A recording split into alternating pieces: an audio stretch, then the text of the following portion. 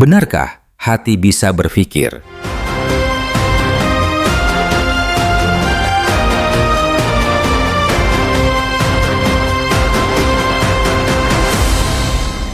Dalam dunia modern, otak dianggap sebagai pusat dari semua aktivitas berpikir, merasakan, dan memutuskan.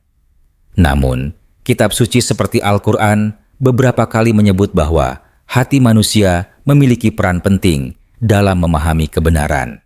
Misalnya, dalam surah Al-Hajj ayat 46 disebutkan, "Maka sesungguhnya bukanlah mata itu yang buta, tetapi yang buta adalah hati yang berada di dalam dada."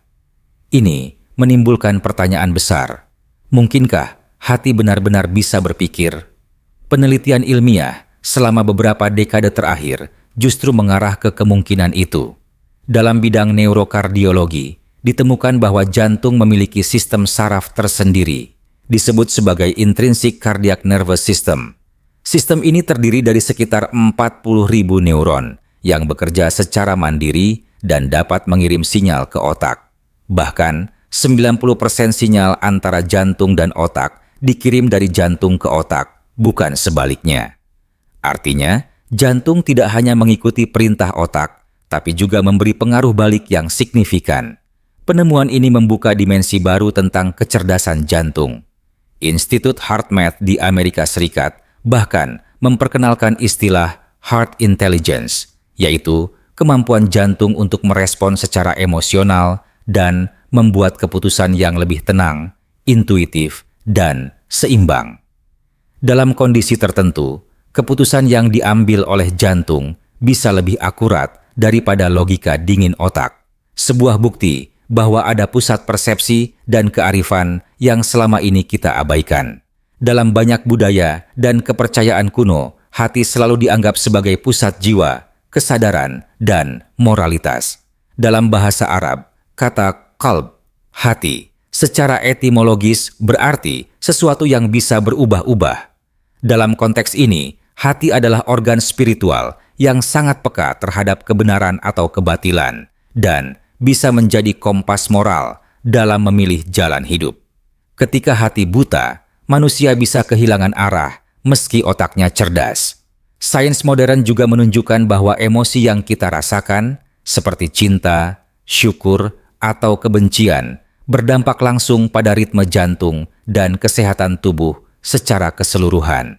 Ketika seseorang berada dalam keadaan cinta atau khusyuk, denyut jantung menjadi lebih harmonis dan tubuh melepaskan hormon penyembuh. Sebaliknya, stres dan kebencian memicu denyut tak teratur dan hormon destruktif. Jadi, secara literal, hati bisa merasakan dan memengaruhi hidup kita. Al-Quran berkali-kali menyebut tentang hati yang keras, hati yang tertutup, hati yang bersih, dan hati yang berbolak-balik. Semua ini memberi isyarat bahwa hati bukan sekadar pompa darah, melainkan pusat dari dimensi ruhani manusia. Nabi Muhammad juga bersabda, "Ketahuilah bahwa dalam tubuh manusia ada segumpal daging.